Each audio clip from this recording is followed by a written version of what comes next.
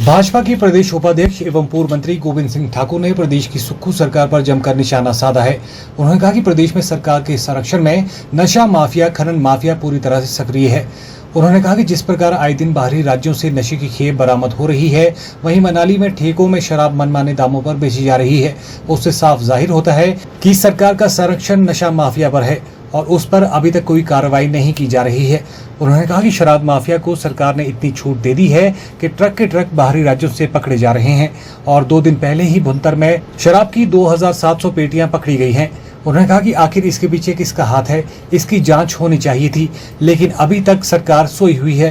शराब माफिया की बात तो मैं ये कहूँगा कि गत दिनों मनाली के शराब के ठेके से वीडियो वायरल हुआ है, जिसमें कस्टमर कहता है कि इस बोतल पर तो 140 रुपये का रेट है, लेकिन जो ठेके का सेल्समैन है वो कहता है कि 260 रुपये दीजिए, और फिर वो मानता नहीं है।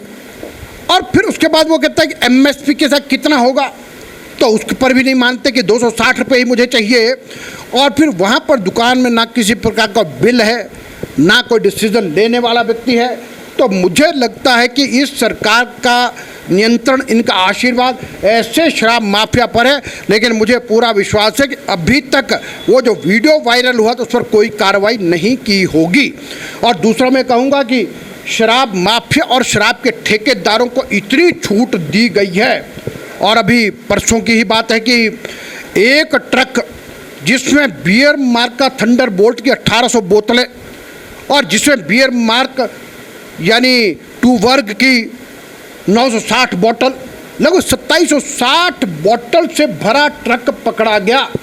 आखिरकार इतने बड़े लेवल पर शराब की तस्करी हो रही है, बियर की तस्करी हो रही है, इस सब के पीछे कौन जुड़े हैं?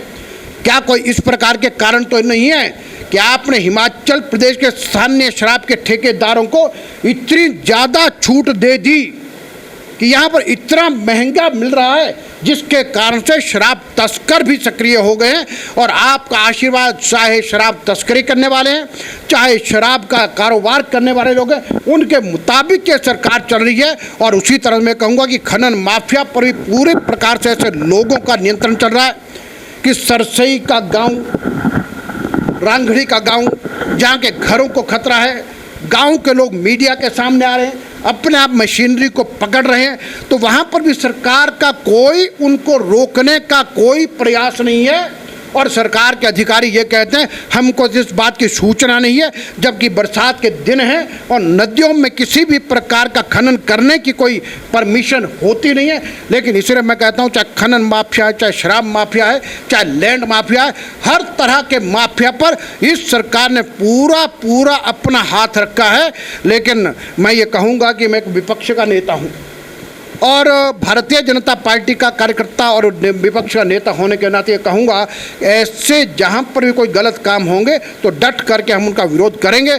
और मैं ये भी कहूँगा कि जिन भी नेताओं का इस प्रकार के लोगों पर यदि किसी तरह का कोई संरक्षण है तो अपना संरक्षण हटा दे, क्योंकि आना जाना राजनीति में लगा रहता है।